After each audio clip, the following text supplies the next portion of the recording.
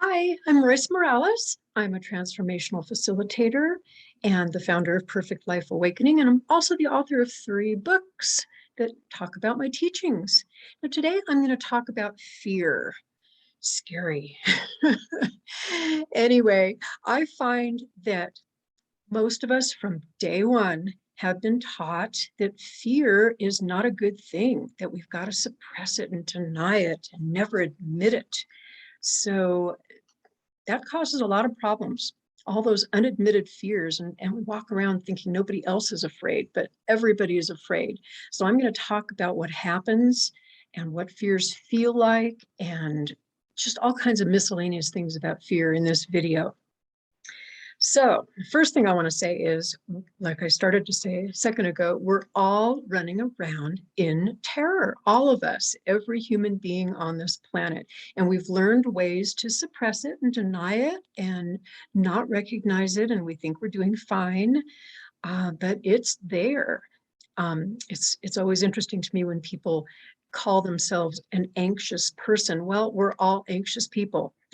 That is who we are, because we have this fear-based consciousness that I've talked about in my other videos that convinces us that we've got to survive, which is not a bad thing, but the way that it goes about it is a little screwy. And I talk about that in some of my other videos. So we're convinced that we've got to suppress our fear and nobody else is afraid except us. And it's kind of a lonely planet when you think that you're the only one that's afraid. So I'm going to talk about, well, before I get into that, I just want to mention one more thing.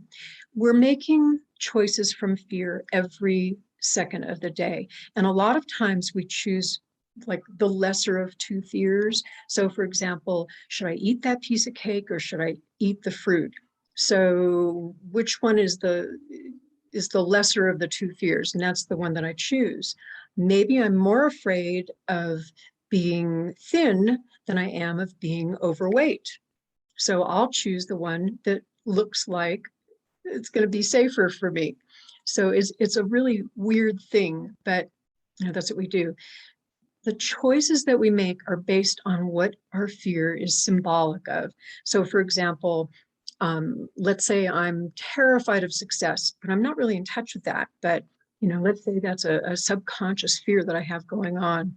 So I might choose a job that I know I'm going to fail at because, gosh, it would be too scary to be successful.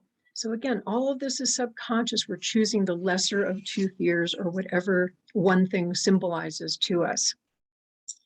Now, there's what I refer to as 3 different types of fear. There's the lower consciousness fear. That's the fear-based consciousness that I'm always talking about, where we're programmed. We arrive here with that fear. We've got to survive. We've got to make sure this body is okay. So those particular types of fears are fear of pain and fear of loss. Those are the 2 that are basically running us all of the time. So we're afraid of heights because if we fall, we could hurt ourselves and die. We're afraid of loss because we're afraid that, we wouldn't survive without whatever this thing is. If my car gets stolen, I'm afraid I won't survive. So fear and loss. All of our programming, all of that old stuff gets triggered all of the time, and it's all fear-based. So, again, we've learned ways to suppress it and cover it up and deny it, but it's constantly getting triggered in us. The other type of fear, I called it kind of logical or good fears.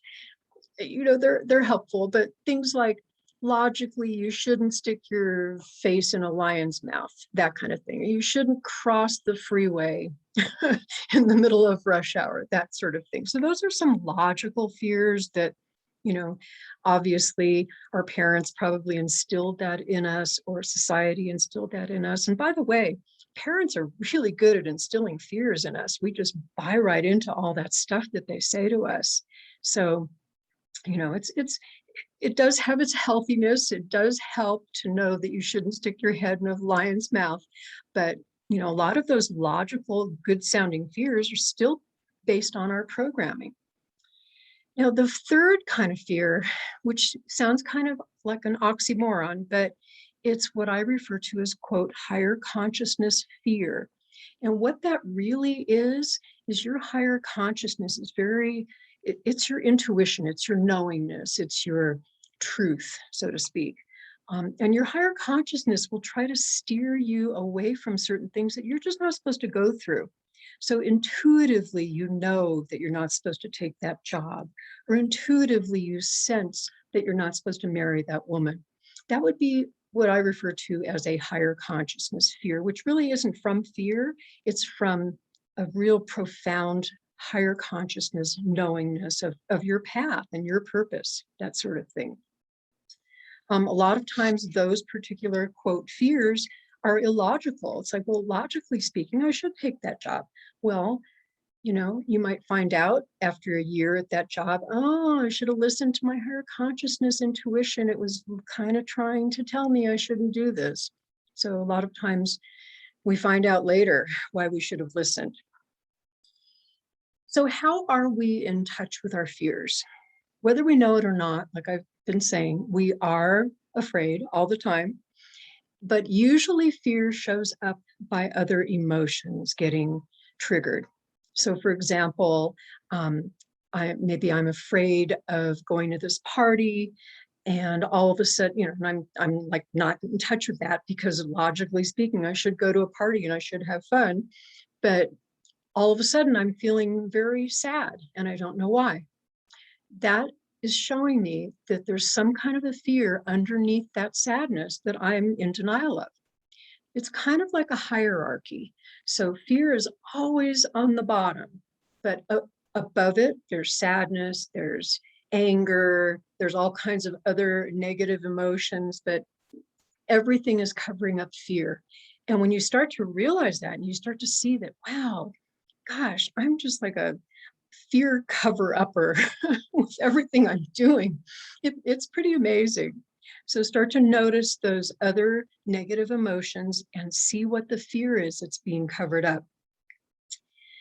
Body sensations, those body sensations, when you start to be aware of what's going on and you suddenly notice, obviously if your heart's pounding and your breathing is shallow and you feel this tension or this shakiness, that's fear showing up. That's pretty easy to recognize. And of course, those body sensations are just showing you your fear-based consciousness that says, oh my God, your survival is threatened here. Even if it isn't, your fear-based consciousness does not know the difference between, sticking your head in a lion's mouth versus saying hello to a stranger. It feels the same way to your lower consciousness. The third way that fears show up, and I've talked a lot about this in my other videos, and I call it mirroring, but what others reflect to you is showing you what fear you're in denial of. So if I'm afraid that I'm ugly, I have this belief inside of me that says, oh, I'm really an ugly person, and I cover it up, and I put on makeup and I dress real well and I make sure that I always look good. Others might just mirror or reflect to me my biggest fear. They might walk up to me and say something rude, or something might happen in my life that shows me that mirror of what I'm afraid of. I'm really afraid that people are going to see through this act or this pretense that I've got going on, and they show me my fear in some way. So those are basically the three ways that fears show up. Now, what happens when we suppress or deny our fears? As I've been saying in my mirror lectures, you can't push anything down. It's like a seesaw.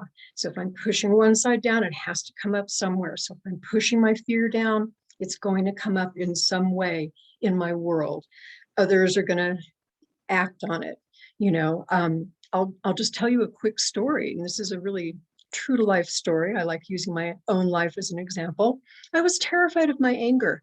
I had beliefs that anger was the worst thing in the whole world. It was dangerous and wrong, and good people don't feel it. And, you have to be logical. And, that's how I was raised. So I had a very deep belief system about that.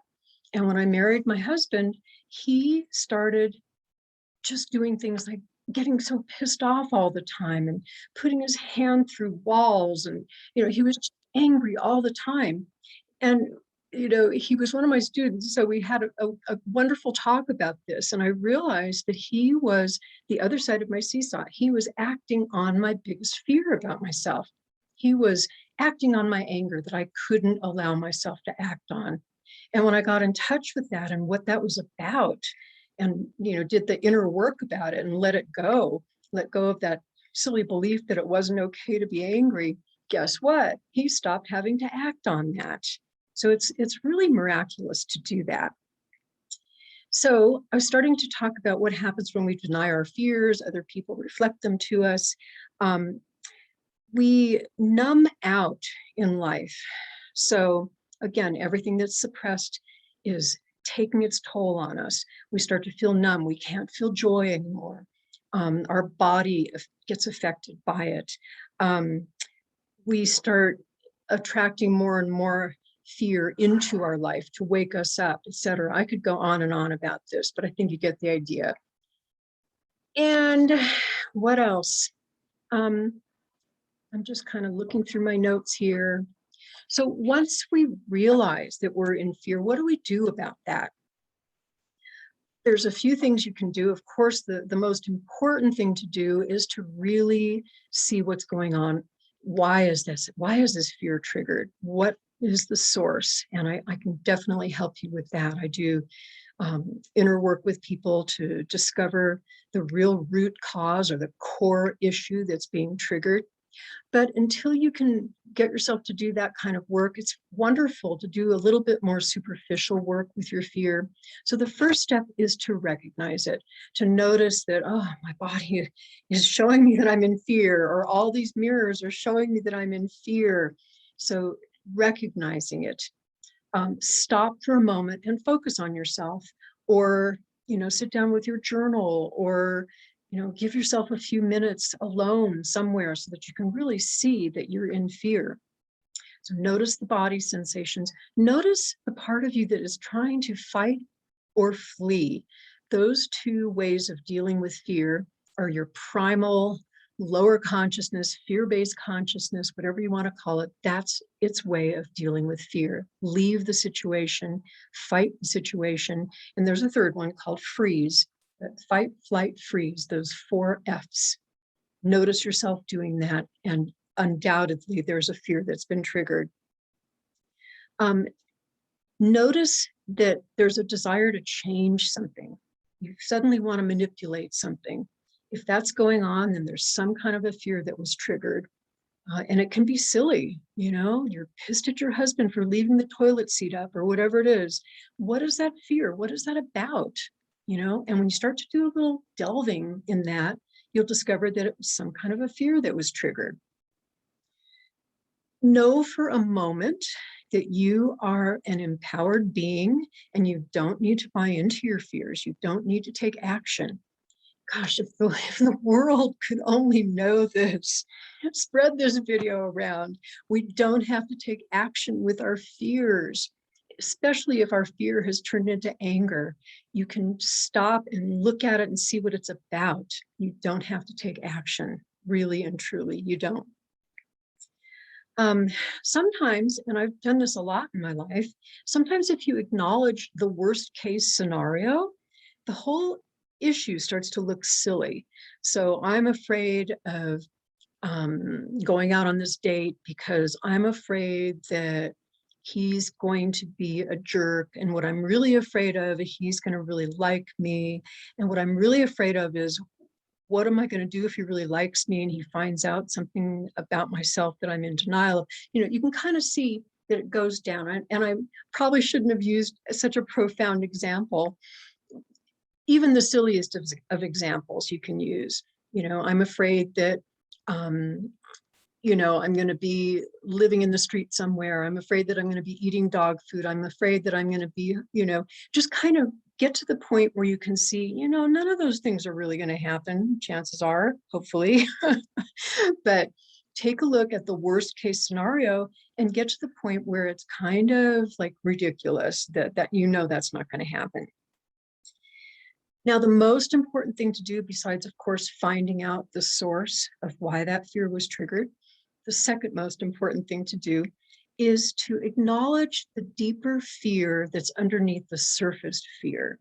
So as you can kind of tell, when you're starting to look at some of this stuff, it goes pretty deep.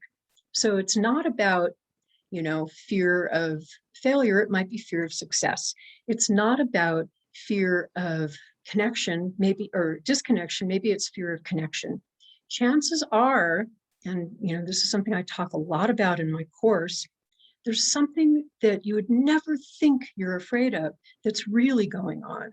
And I find, and I should probably do a whole video on this, but I find that it's always fear of having love that's underneath every fear that you've got.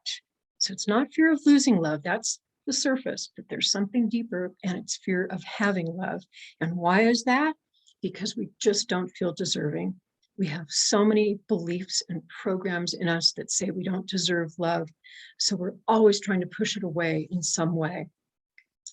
So with that, all of that in mind, you don't have to take action with fear. You can be with it. You can look at it. You can process it. You can call me and we can set up time to work on these things. But it's just fear. I was teaching a children's class one time, and I spent 20 minutes talking about fear to these little kids.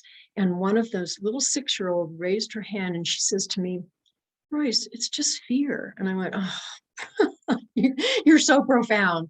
That is the truth. It is just fear. And my acronym for fear is false evidence appearing real. So all of these fear buttons and fear beliefs are just false evidence appearing real. There's another acronym that I use also, and that's fuck everything and run. That's what your fear-based consciousness wants you to do, and you don't need to do that. So who you are is a powerful, amazing being, and you don't need to buy into that false evidence. Just be true, be empowered, trust yourself, trust your higher consciousness. And thank you so much for tuning in. Please hit like and follow, because I'll be doing a lot more videos. And I look forward to seeing you. RoyceMorales.com. All my books are available on Amazon. And thank you so much.